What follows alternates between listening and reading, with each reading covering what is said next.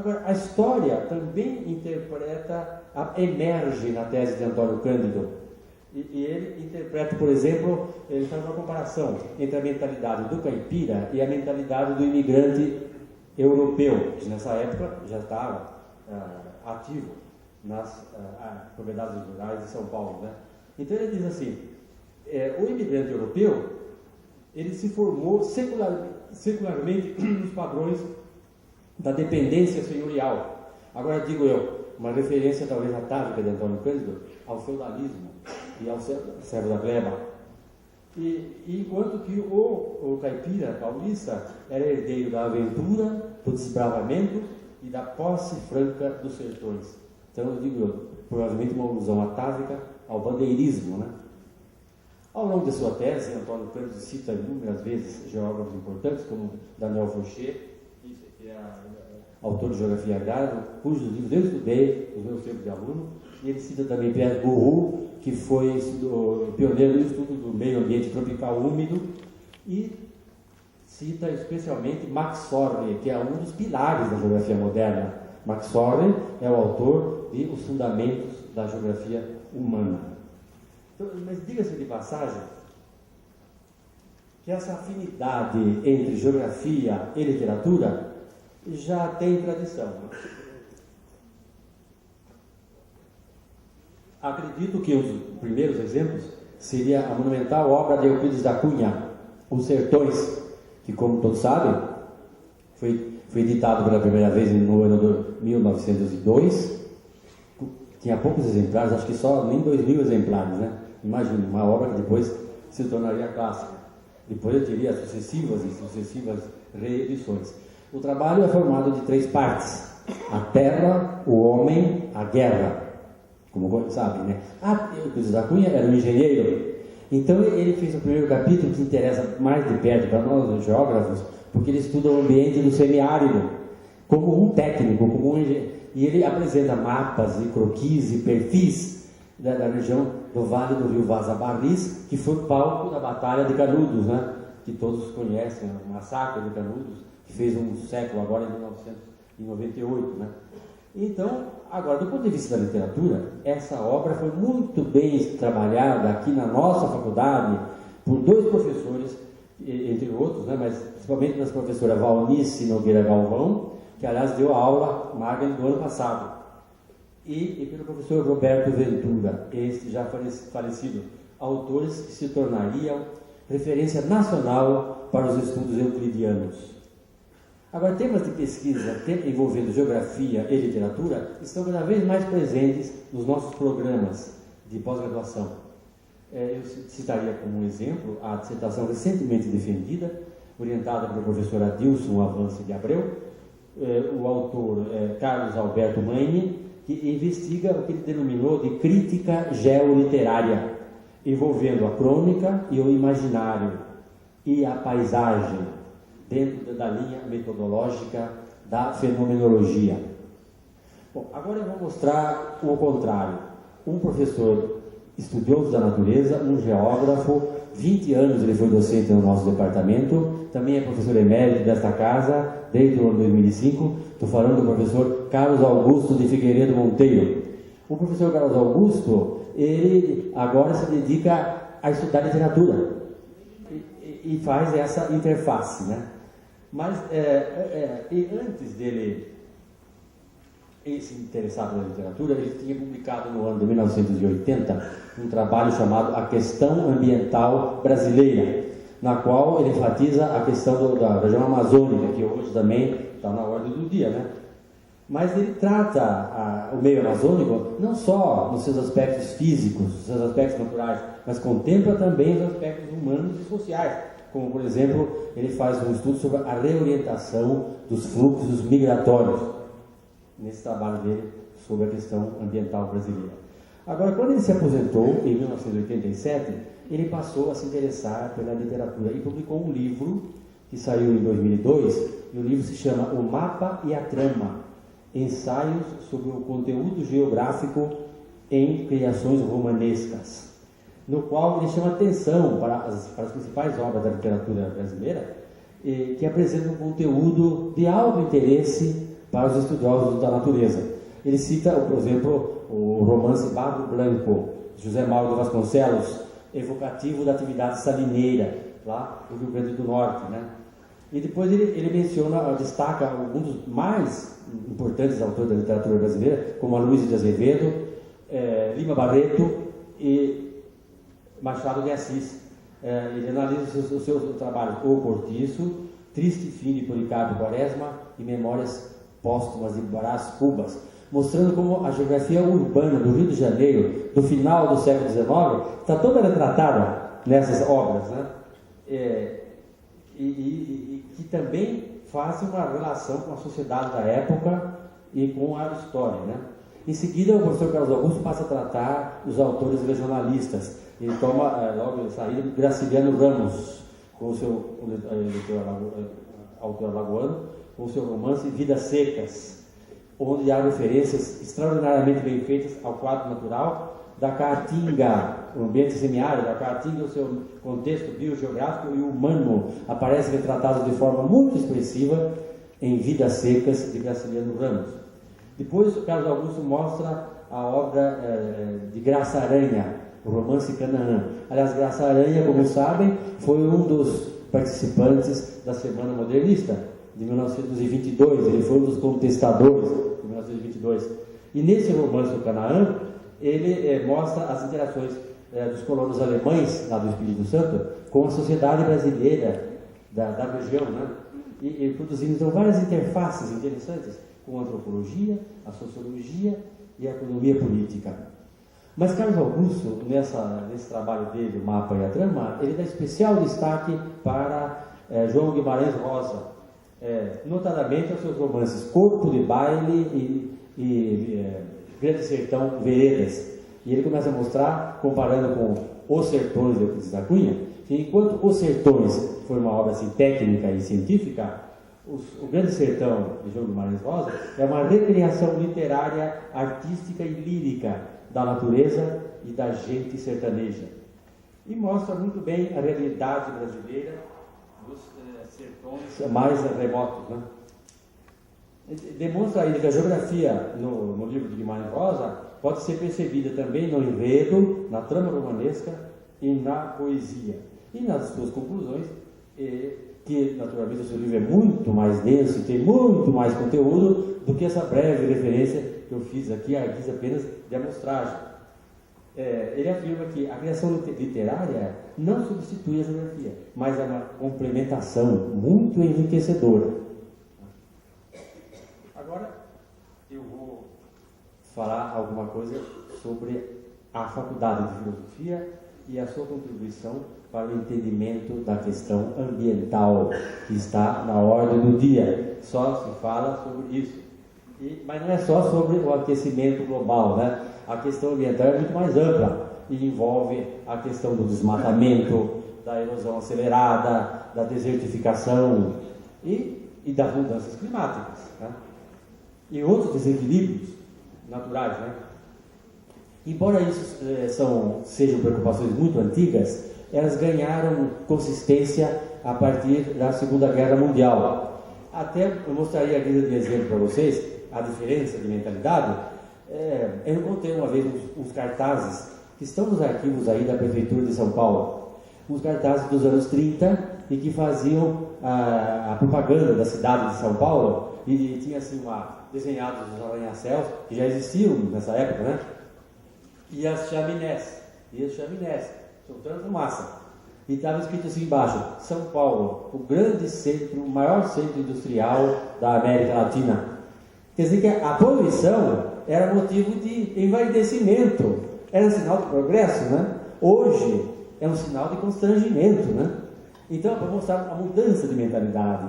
Mas isso tomou consistência a partir do fim da Segunda Guerra Mundial. Que em 1945, quando terminou a Segunda Guerra, se criou a ONU, como sabem, né, em São Francisco, né, na Conferência de São Francisco. E a ONU criou logo um órgão destinado ao meio ambiente, chamado Programa Nacional das Nações Unidas para o Meio Ambiente. A sigla é PNUMA. E esse órgão passou a trabalhar com essa questão. A primeira conferência convocada pela ONU foi a Conferência de Estocolmo. em 1972. Por isso que ela se tornou referência até hoje para todos que trabalham com a questão ambiental. Depois da Conferência de Estocolmo, outros fóruns internacionais se seguiriam para discutir a questão ambiental. Porque hoje há um esforço internacional no sentido de se defender a natureza, de se conter esses processos desestabilizadores que ameaçam a própria sobrevivência da humanidade, né? Então, sobre essas conferências internacionais, depois dessa de Estocolmo, houve, por exemplo, a conferência de Nairobi, no Quênia, em 1977, que se destinou especificamente a debater o tema da desertificação. E essa conferência, que teve a participação brasileira, exigia que os países assumissem políticas públicas de combate ao avanço da desertificação. E o Brasil aderiu a isso e tem hoje, o Ministério do Meio Ambiente tem uma política, um planejamento nacional de combate à desertificação. E depois houve a Conferência de Montreal, em 1988, onde se discutiu a questão do buraco da camada de ozônio, que era outra ameaça importante, que agora parece que está mais reduzida, porque nessa conferência se decidiu abolir o uso dos gases que destruíam a camada de ozônio, que são os clorofluorometanos, o CFC. E de lá para cá houve grandes progressos, esses gases foram quase todos substituídos, e isso é uma notícia boa. E depois houve a Conferência do Rio de Janeiro, a Rio 92, da qual, de todas essas conferências, foram produzidos documentos importantes. O Rio de Janeiro, por exemplo, produziu a Agenda 21, que é uma sucessão de medidas em defesa do ambiente ao longo do século XXI, né? E em 1997, o Protocolo de Kyoto, que derivou da Conferência do Rio de Janeiro, quando se criou a Convenção do Clima. E o que é o Protocolo de Kyoto? É um entendimento que pretende reduzir a emissão dos gases responsáveis pelo efeito estufa, que por sua vez é o responsável pelo aquecimento global.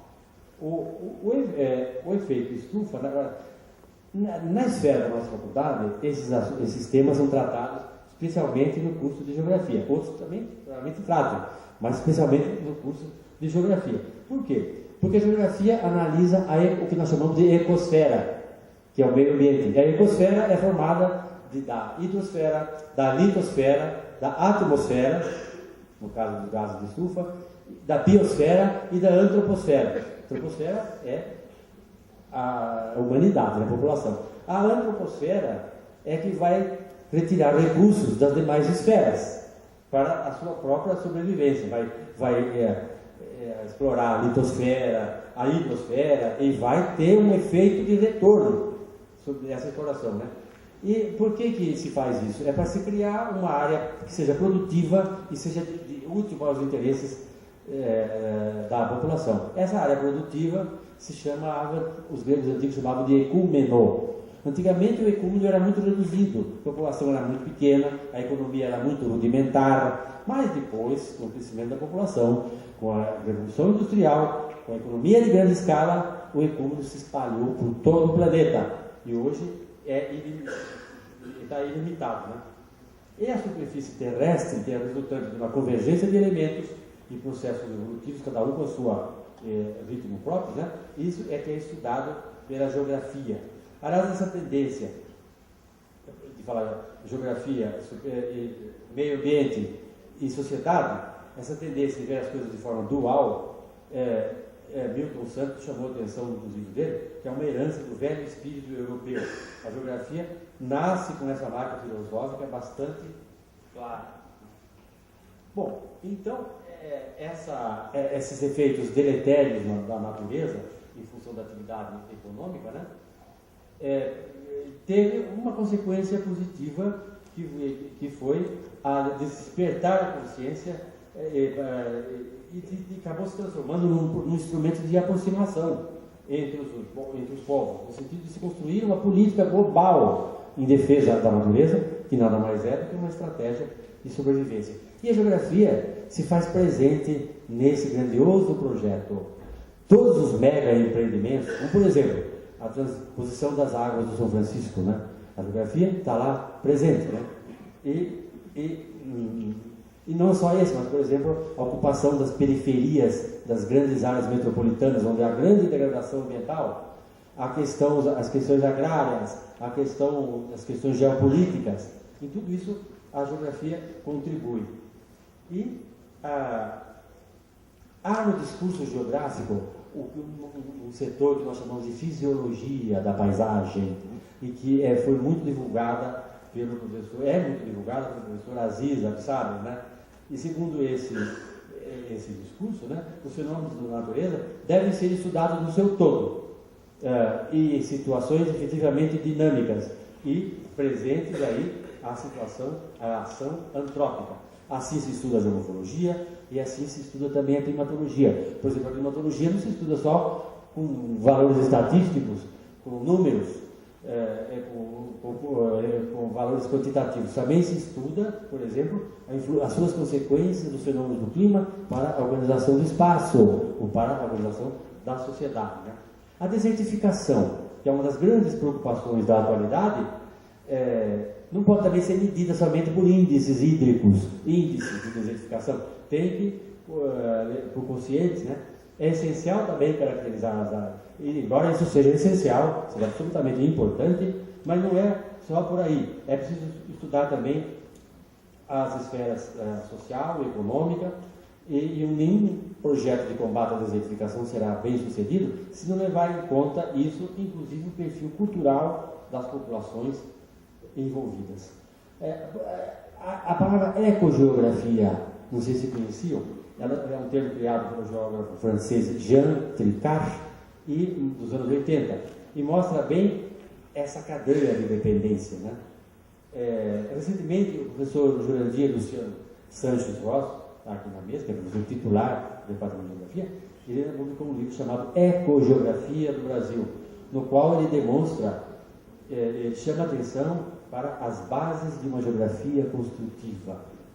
Bom, e a questão do aquecimento global? Essa vem sendo discutida há mais ou menos uns 20 anos, mas tomou um novo rumo agora, no dia 2 deste mês, com a divulgação do quarto relatório do IPCC. E o que é o IPCC? É a sigla em inglês de Painel Intergovernamental sobre as Mudanças Climáticas, que foi criada em 1988. É uma instituição criada naquele ano, por iniciativa da ONU, porque já naquele ano se desconfiava que alguma coisa tinha no ar, alguma coisa estava ocorrendo. Então se criou essa instituição com a finalidade de estudar, de monitorar e de acompanhar o que estava acontecendo. E essa organização produz relatórios periodicamente, né? E o último que saiu agora, o quarto, ele demonstrou, né, de forma inequívoca, toda a imprensa divulgou, que o processo de aquecimento se faz em consequência da liberação cada vez mais intensa dos gases do efeito estufa, que não é só o dióxido de carbono, é também o metano, é também o óxido nitroso e é também o ozônio, etc. Né? Os alunos vão aprender como é que se configura o efeito de estufa de maneira muito resumida.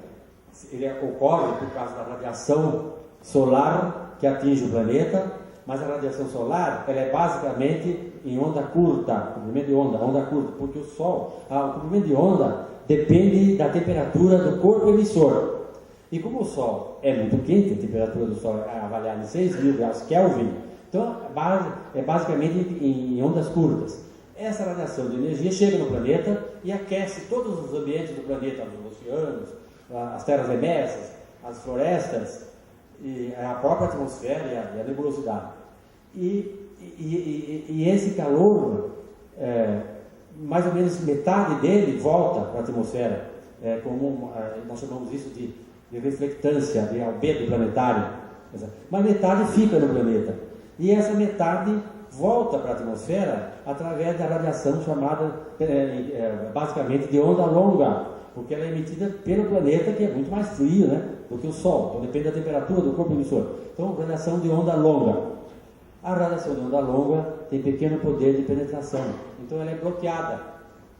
logo por alguns gases. O mais importante deles é o vapor d'água, que é um gás naturalmente presente na atmosfera e que mantém o equilíbrio climático, porque se não existisse o vapor d'água, a temperatura média do globo seria menos 18, seria impossível a vida conforme nós conhecemos hoje.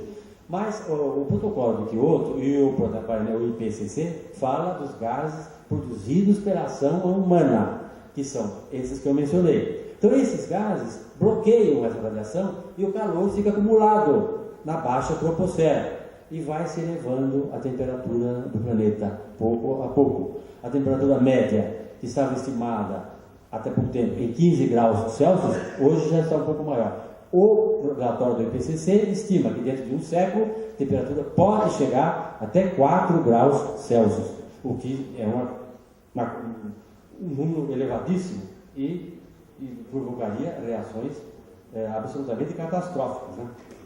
Então, essas conclusões são da absoluta credibilidade, são mais de 600 cientistas que participam desse painel. E isso significa que é um importante sinal de alerta, um cartão amarelo que se dá para toda a humanidade.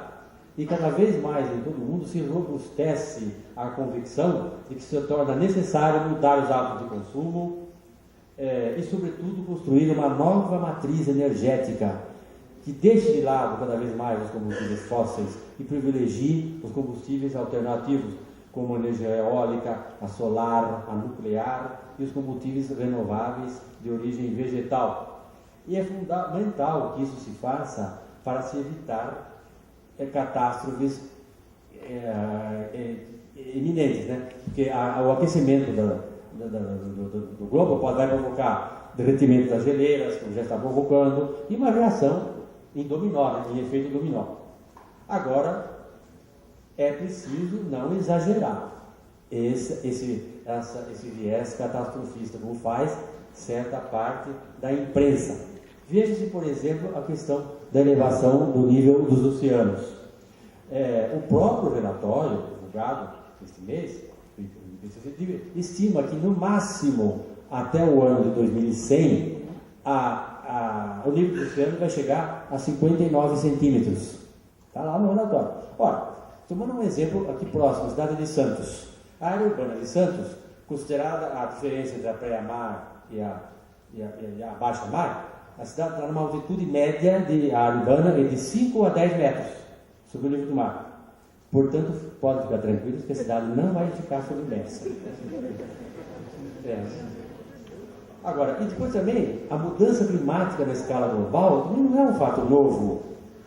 Isso já ocorreu inúmeras vezes ao longo da história do planeta. O nosso planeta tem 4 bilhões e 500 milhões de anos. Então, o que são 20 anos? Ou 25? Então, é preciso não perder de vista a escala, né? A escala de tempo, né?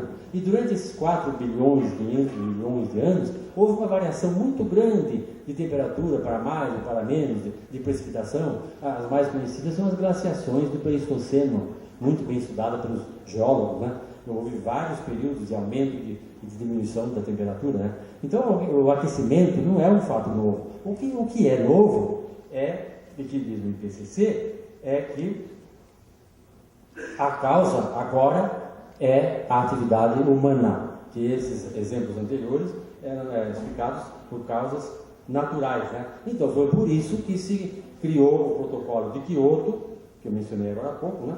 E que tem o objetivo de estabelecer metas para a redução desses gases, né?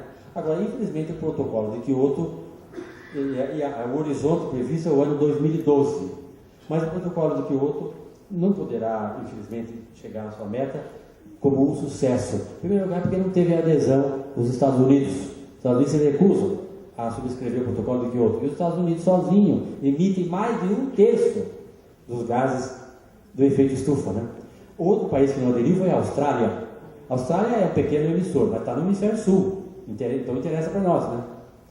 E agora, o que se sabe é que após 2012, nós estamos chamando do período pós-Kyoto, então vai haver um novo entendimento, e países que não foram obrigados a a limitar as suas emissões, e são grandes emissores, como por exemplo o Brasil, por causa do desmatamento e das queimadas, a China e a Índia.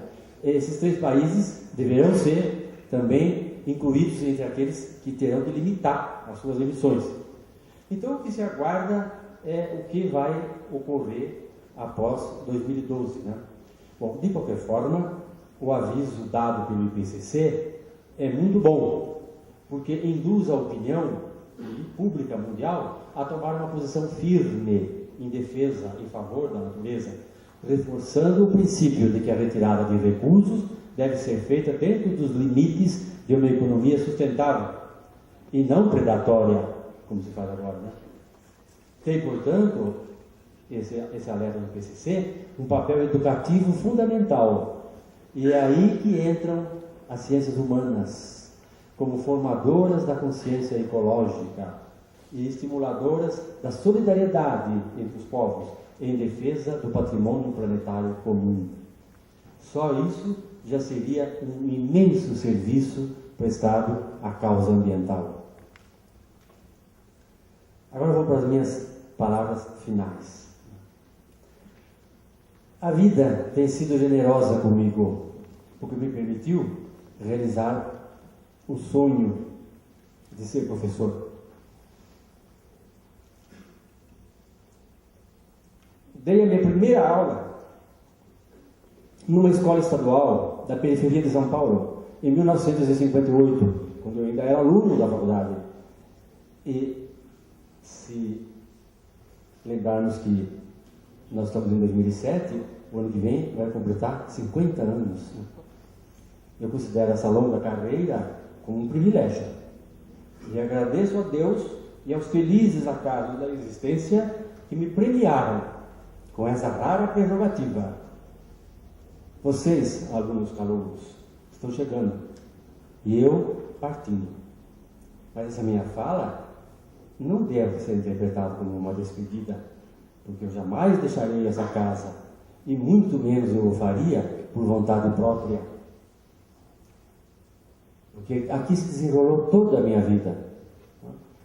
Eu estou saindo em virtude de um dispositivo constitucional. É o artigo 40, parágrafo 2º da Constituição, que determina que todo professor, todo funcionário público, deve se aposentar ao atingir 50 anos. Ao atingir 70 anos. E é o meu caso. Eu sou cumpridor das leis. Eu vou embora. Aliás, todos devemos sê-los, porque isso é a base da cidadania. Aqui eu fui pesquisador, mas eu guardarei especial saudade da minha atividade de professor. Por muito tempo eu cultivarei a experiência aqui vivida, e pelos anos que ainda tenho pela frente, não sei quantos, né? Verei passar pela memória rostos jovens a me procurarem no intervalo das aulas para agradáveis conversas sobre tantas coisas sabidas e não sabidas. E não me esquecerei das aulas de campo, quando eu os ensinei a cantar o hino dos geógrafos, composto pelos estudantes do meu tempo, que tínhamos também o hino da Faculdade de Filosofia. Meus parabéns por terem escolhido a Faculdade de Filosofia, Letras e Ciências Humanas. Fizeram a opção certa e terão um belo futuro, com a condição de trabalharem e estudarem com muito empenho. Até sempre. E muito obrigado pela bondade de me ouvirem.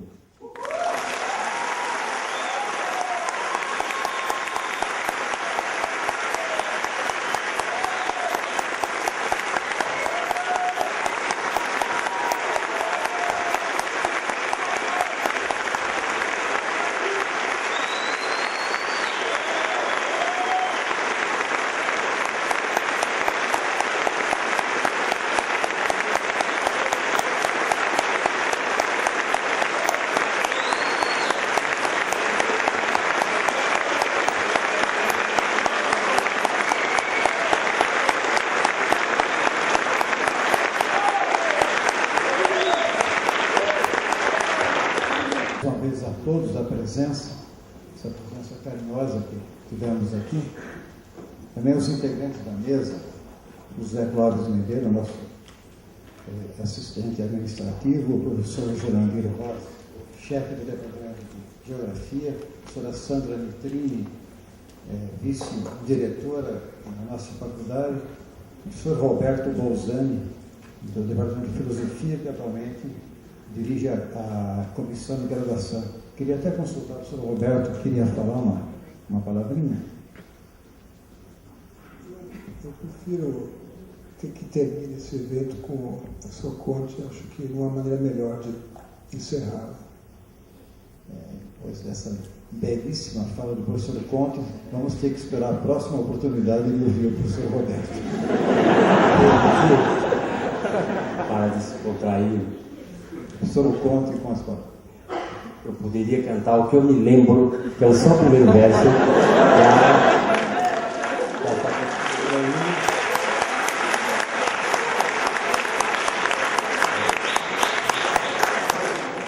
Do hino da Faculdade de Filosofia do meu tempo, né? Ele dizia assim: somos da filosofia, da história e geografia, e nas nossas horas vagas também somos da folia. A todos nós convidamos para a nossa escola entrar. Vão ganhar muita cultura, mas terão que estudar.